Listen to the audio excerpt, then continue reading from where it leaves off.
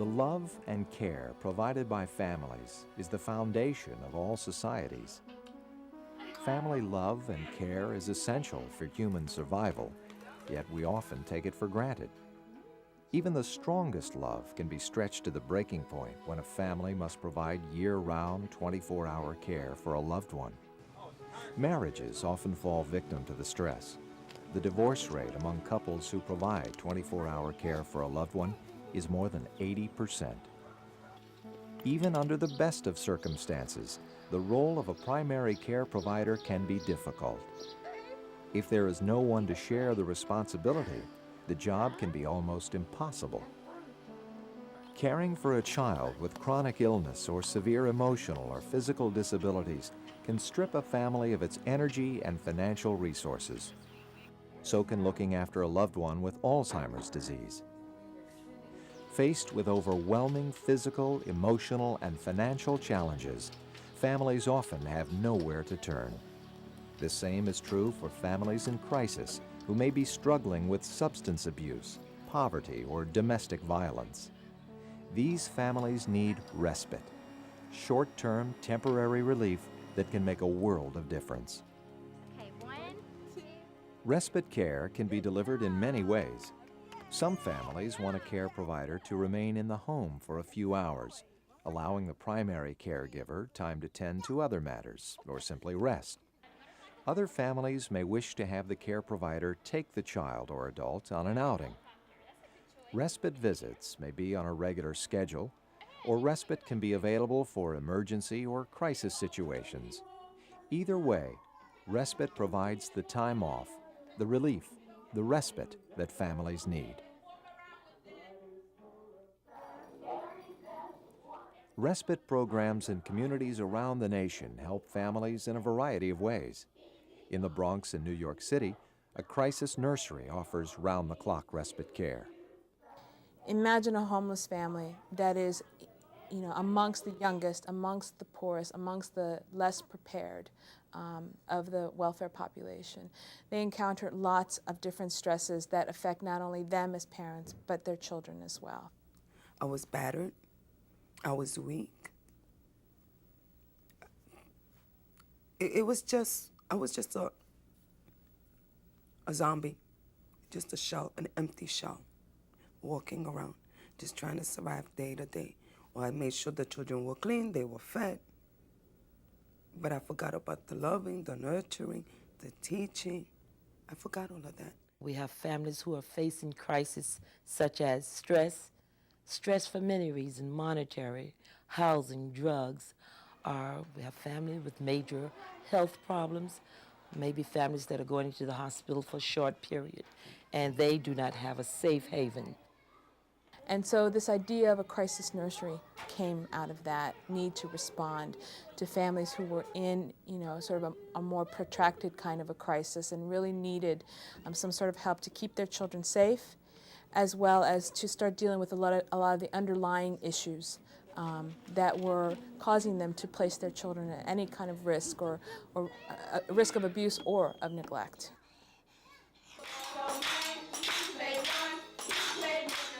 It's real homey. It's someplace you would want your children to be. They read to them, just bathe them, feed them, they play, they have a schedule, and it's like a family thing.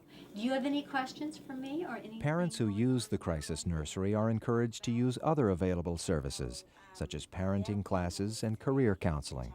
Every program aims to help parents become self-sufficient. The parent support group is another family support for these families. The parents themselves wanted to develop it. What the crisis nursery does is say, you now need to take responsibility for your life, and if it's not out there for you, you need to make it happen. And thanks to the crisis nursery, I made it. I survived. Want some coffee? Just a few hours of relief can make a world of difference for someone caring for a loved one, day in and day out. Shirley Reed's father was paralyzed by a stroke. He cannot use his hands at all. So it's when he has the constant, itching of the face and the hair, Because there are times when I'm up, 4:30 in the morning, it might be 2:30. And then you're up about an hour. You might lay back down, and then you're up again. It all depends on, how well he'll sleep. Shirley's adult daughters take turns caring for their grandfather, giving their mother time to sleep. As long as she has a break, if not daily, then every other day or at least 3 times a week, then it would just make you preventive. She would be able to go a lot longer. Keep going, keep going, keep going. As an individual, the only way that I can keep my sanity is to have outside help. Now, there we go, Mama. Alzheimer's disease affects hundreds of thousands of older Americans. Jean Pijou cares for her mother and her husband. Both have Alzheimer's. You marry someone for better or for worse, right? This is the worst part of it. And so you stay by them until death do you part. And I just feel that this is my job because I love my husband. I mean, we've been together 29 years. I'm not going to put him in a nursing home now and just forget about him. Walk all the way over to your chair. There's about 6 different people that I have. I can't just have one person in my home. I have to have one for my mother and one for my husband because they both demand, complete attention. And to keep my health, I have to get extra help. I have to get support. You have to have the respite care. You found a tea yet? Whole families benefit from respite care. Children who may be at risk in homes where there is alcohol or substance abuse find a loving haven. Their parents find counseling and support groups. The goal is to help families stabilize and survive. Oh yeah, my family wouldn't be together, wouldn't have stayed together if I hadn't been referred to the nursery. There's no way. If we want people to be successful, we really need to be listening to them. And one of the wonderful things about the respite care centers is that they really do listen to parents. They're really the partners in dealing and working with children and families.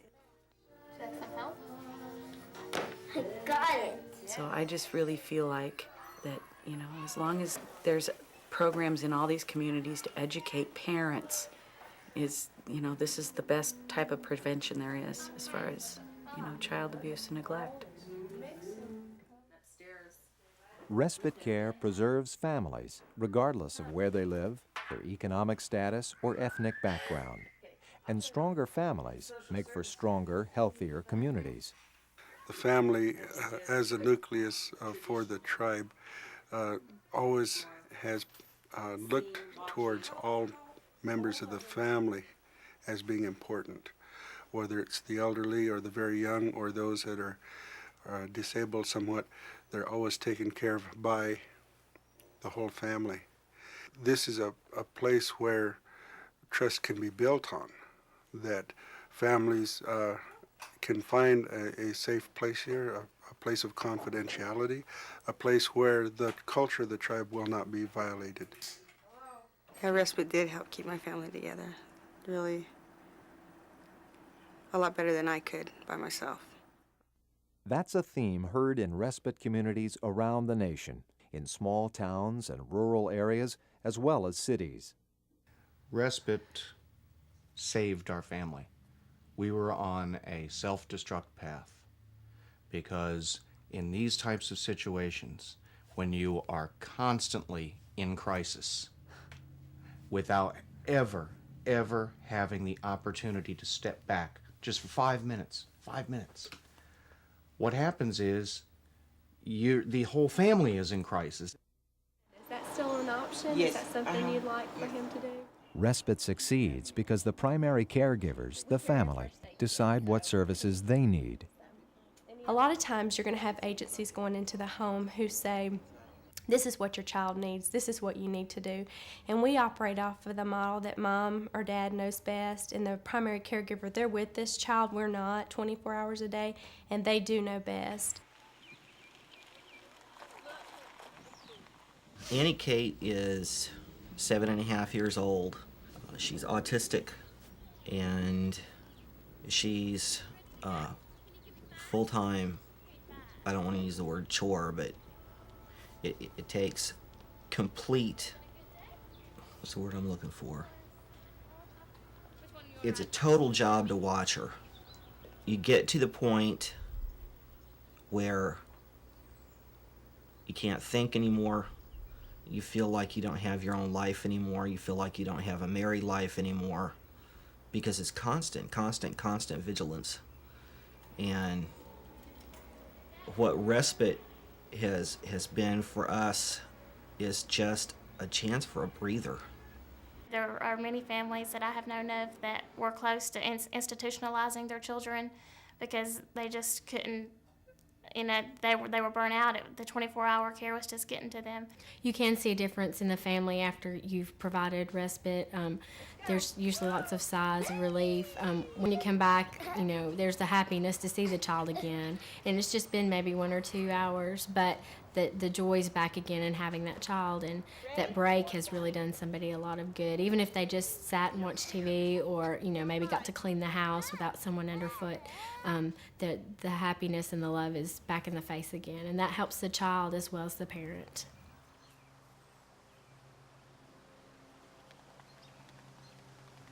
What were you doing inside? Parents often feel alone when coping with a child with special emotional needs.